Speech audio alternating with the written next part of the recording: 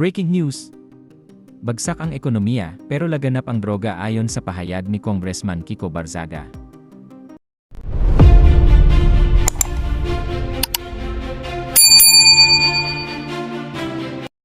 Mariing nagpahayag ng pagkabahala si Cavite 4th District Representative Kiko Barzaga kaugnay sa kalagayan ng ekonomiya ng bansa. Kasabay ng anyay patuloy na paglaganap ng iligal na droga at pagyaman ng mga sindikato habang naghihirap ang karaniwang Pilipino.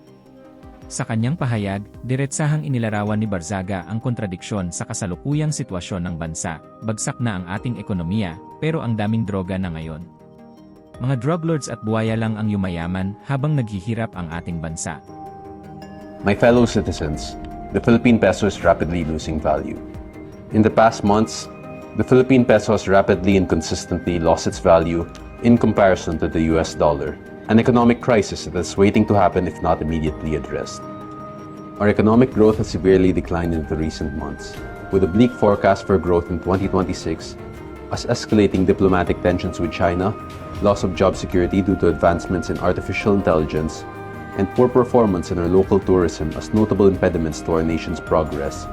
The rapid depreciation of the Philippine peso and the possibility of increased inflation from an incorrect government response could push our economy to a point beyond recovery.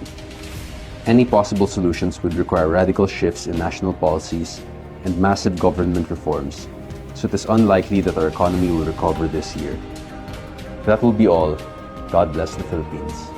Ang reaksyon ng mambabatas ay kasunod ng ulat na bumagal ang paglago ng ekonomiya ng Pilipinas noong 2025, isang sitwasyong lalo pang nagpapabigat sa buhay ng mga ordinaryong mamamayan, na patuloy na tinatamaan ng mataas na presyo ng bilihin at kakulangan ng oportunidad sa trabaho. Dahil dito, muling iginiit ng kongresista ang kanyang panawagan na palakasin ang kampanya laban sa droga at krimen, kabilang ang pagsusulong ng mas mabibigat na parusa kabilang ang death penalty laban sa mga pangunahing sindikato. At kung kayo naman ang tatanungin mga kababayan, ano kaya ang inyong reaksyon at komento sa balitang ito? Please comment down below at huwag na rin kalimutang i-like at share ang ating video. Thank you for watching.